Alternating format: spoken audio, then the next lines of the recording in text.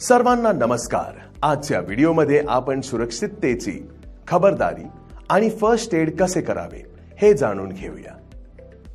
उद्दिष्ट या व्हिडिओच्या शेवटी तुम्ही हे करू शकता। 1. सुरक्षा चिन्हाच्या 4 मूलभूत श्रेणी आणि अर्थ ओळखा। 2. रस्ता सुरक्षा चिन्हांचे अर्थ वाचा आणि रेकॉर्ड करा। 3. कृत्रिम श्वसन प्राप्त करण्यासाठी पीडितास तयार करा। 4. नेल्सनच्या हाताने उचलण्याची दाब पद्धत, शेफरची पद्धत आणि माउथ टू माउथ पद्धतीद्वारे पीडितेचे पूर्ण जीवन कसे करावे। 5. माउथ टू नोज पद्धतीने पीडितेचे पुनर्वसन कसे करावे। 6. कार्डियक अरेस्ट CPR कार्डिओपल्मनरी असलेल्या पीडितेचे पुनर्वसन कसे करावे। टास्क 1. सुरक्षा चिन्हांच्या 4 मूलभूत श्रेणी आणि अर्थ ओळखा। स्टेप 1. एक चार्ट वरून सेफ्टी चिन्ह ओळखा। 1. अनिवार्य चिन्हे। थांबा सुरक्षा चिन्ह हे अनिवार्य सुरक्षा चिन्ह आहे, जे विशिष्ट क्षेत्रातील व्यक्तींना स्पष्ट आणि थेट सूचना संप्रेषित करण्यासाठी डिझाइन केलेले आहे। थांबा चिन्हाचे प्राथमिक हेतू लोकांना कोणत्याही क्रियाकल्प, हालचाल किंवा दृष्टिकोन थांबविण्यासाठी किंवा थांबविण्यासाठी सावध करणे आणि संभाव्य धोके किंवा प्रतिबंधित क्षेत्रांकडे त्वरित लक्ष वेधणे आहे। 2.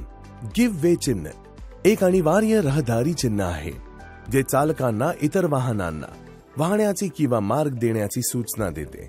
वाहतुकीचा प्रवाह नियंत्रित करण्यासाठी आणि वाहनांमधील संघर्ष टाळण्यासाठी चौक, जंक्शन किंवा विलिनीकरण लेनमध्ये याचा वापर केला जातो। 3. ओव्हरटेकिंग निषेध किंवा नो ओव्हरटेकिंग चिन्ह हे एक अनिवार्य रहदारी चिन्ह आहे, जे वाहन चालकांना सूचित करते की त्यांना निर्दिष्ट क्षेत्रातील इतर वाहनांना ओव्हरटेक किंवा पास करण्याची परवानगी नाही। 2. सावधगिरीचे चिन्हे। सावधगिरी संरक्षित चिन्ह हे एक चेतावणी चिन्ह आहे, जे पहारेकरी क्षेत्र किंवा अशा ठिकाणीची उपस्थिती दर्शवते जिथे रक्षक किंवा सुरक्षा कर्मचारी यांच्या उपस्थितीमुळे सावधगिरी बाळगली पाहिजे। 2. सावधगिरी पदचारी क्रॉसिंग चिन्ह हे एक चेतावणी चिन्ह आहे, जे वाहन चालकांना सावध करण्यासाठी वापरले जाते की ते निर्दिष्ट पदचारी क्रॉसिंग किंवा क्रॉसवॉक जवळ येत आहेत।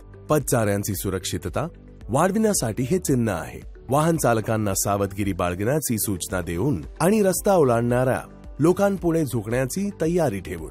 3. प्रतिबंधात्मक चिन्हे। 1. विशिष्ट भागात प्रवेश निषेध असल्याचे दर्शविणारा फलक, त्यात विकर्ण रेषा असलेल्या व्यक्तीची प्रतीक असू शकते। 2. निर्दिष्ट केलेल्या भागात धूम्रपान करण्यास परवानगी नसल्याचे दर्शविणारे फलक, यात विकर्ण रेषा असल्याचे सिगारेटाचे प्रतीक असू शकते। 4. माहिती चिन्हे। 1. प्रथमोपचार केंद्राचे ठिकाण दर्शविणारे फलक, यात पांढरे क्रॉस चिन्ह किंवा प्रथमोपचार मजकूर समाविष्ट असू शकतो। 2. अग्निशामक यंत्रांच्या ठिकाणीच्या माहिती देणारा फलक, यात अग्निशामक यंत्रांचे प्रतीक असू शकते।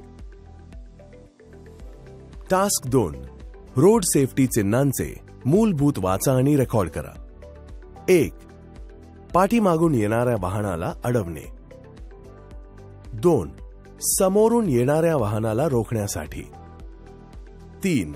समोरून आणि पाठीमागून एकाच वेळी येणारी वाहने थांबविणे। 4. डावीकडून येणारी आणि उजवीकडे वळू इच्छिणारी वाहतूक थांबवणे। 5. डावीकडून उजवीकडे जाणारी वाहतूक थांबविण्यासाठी डावीकडून उजवीकडे वळण्याची परवानगी देणे। 6. डावीकडून येणारी वाहतूक थांबवून उजवीकडे येणारी आणि उजवीकडे वळणारी वाहतूक थांबवणे। 7. सर्व वाहतूक बंद करण्याचा इशारा सिग्नल। 8. डावीकडून येणाऱ्या वाहनांना इशारा केला। 9. उजवीकडून येणाऱ्या वाहनांना इशारा केला। 10. समोरून वाहनांना इशारा केला। टास्क 3. कृत्रिम श्वसन प्राप्त करण्यासाठी पीडितास तयार करा। स्टेप 1. घट्ट कपडे सैल करा। जे पीडितेच्या श्वासोच्छवासास अडथळा आणू शकतात. स्टेप 2. त्याच्या तोंडातील कोणतेही परदेशी साहित्य किंवा खोटे दात काढून टाका आणि पीडितेचे तोंड उघडे ठेवा. स्टेप 3. आवश्यक सुरक्षा उपाययोजना करून पीडितेच्या सुरक्षिततेला तळाशी आणा. स्टेप 4. उशीर न करता ताबडतोब कृत्रिम श्वसन सुरू करा. कपडे सैल करण्यात किंवा गटबंद तोंड उघडण्याचा प्रयत्न करण्यात जास्त वेळ वाया घालवू नका. स्टेप 5. पीडितेच्या अंतर्गत भागांना इजा होऊ नये म्हणून हिंसक ऑपरेशन टाळा. स्टेप 6. ताबडतोब डॉक्टरांना पाठवा. टास्क 4. नेल्सनच्या हाताने पीडितेला पूर्ण जीवित करा. दबाव पद्धत उचला. छातीला आणि पोटाला जखम झाल्यास नेल्सनची आर्म लिफ्ट ब्रश प्रेशर पद्धत वापरू नये. स्टेप 1. बळी पडलेल्या व्यक्तीला म्हणजे चेहरा खाली आहे त्याचे हात तळवे एकावर एक ठेवून आणि डोके त्याच्या गळावर तळ हातांवर ठेवून ठेवा. पीडितांच्या हाताजवळ एक किंवा दोन्ही गुडघे टेकवा. तुमचे हात पीडिताच्या पाठीवर बगळेच्या रेषेच्या पलीकडे ठेवा. तुमची बोटे बाहेरून आणि खालच्या दिशेने ठेवा. अंगठे एकमेकांना फक्त स्पर्श करा. स्टेप 2. आपले हात जवळजवळ उभ्या होईपर्यंत सरळ ठेवून हळूवारपणे पुढे जा आणि पीडितेच्या फुफ्सातून हवा बाहेर काढण्यासाठी पीडितेची पाठ सतत दाबणे. स्टेप 3. आपले हात पीडितेच्या हाताच्या बाजूने खाली सरकवून मागे सरकण्याची वरील हालचाल लक्षात द्या आणि त्याच्या वरचा हात कोपऱ्याच्या अगदी वर पकडा. मागे सरकत राहा. स्टेप 4. आपण मागे सरकत असताना विक्टिमचे हात हळूवारपणे उचलून आपल्याकडे खेचून घ्या जोपर्यंत आपल्याला त्याच्या खांद्यावर ताण जाणवत नाही. चक्र पूर्ण करण्यासाठी पीडिताचे हात खाली करा आणि आपले हात सुरुवातीच्या स्थितीपर्यंत हलवा. स्टेप 5. जोपर्यंत पीडित व्यक्ती नैसर्गिक रीतीने श्वास घेण्यास सुरुवात करत नाही तोपर्यंत कृत्रिम श्वसन सुरू ठेवा. कृपया लक्षात घ्या काही प्रकरणांमध्ये तास लागू शकतात. स्टेप 6. पीडित जेव्हा जिवंत होतो तेव्हा पीडितेला ब्लँकेटने उबदार ठेवा. गरम पाण्याच्या बाटल्या किंवा उबदार विटांनी गुंडाळून ठेवा. हात आणि पायाच्या आतील भागाला हृदयाच्या दिशेने स्पर्श करून रक्त भिसरण्यास उत्तेजन द्या. स्टेप 7. त्याला झोपलेल्या अवस्थेत ठेवा आणि त्याला स्वतः तज्ञ होऊ देऊ नका. जोपर्यंत तो पूर्णपणे जागरूक होत नाही तोपर्यंत त्याला कोणतेही उत्तेजक देऊ नका.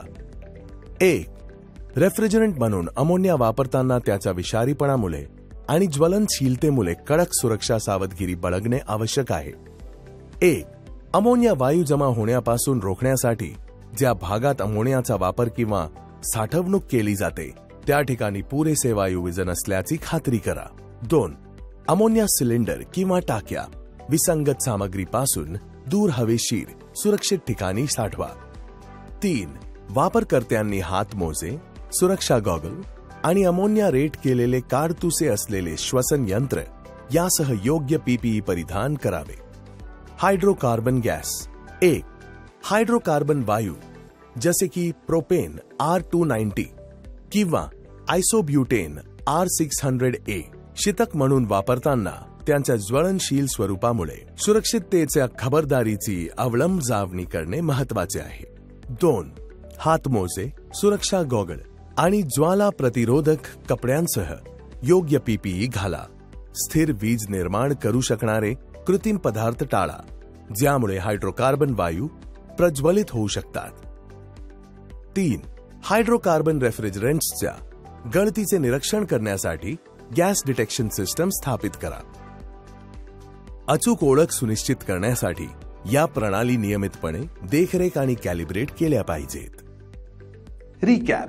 या व्हिडिओमध्ये आपण चर्चा कशी करायची याची चर्चा केली आहे. 1. सुरक्षा चिन्हाच्या 4 मूलभूत श्रेणी आणि अर्थ ओळखा. 2. रस्ता सुरक्षा चिन्हांचे अर्थ वाचा आणि रेकॉर्ड करा. 3. कृत्रिम श्वसन प्राप्त करण्यासाठी पीडितास तयार करा. 4. नेल्सनच्या हाताने उचललेल्या दाब पद्धतीद्वारे पीडितेचे पुनर्वसन कसे करावे.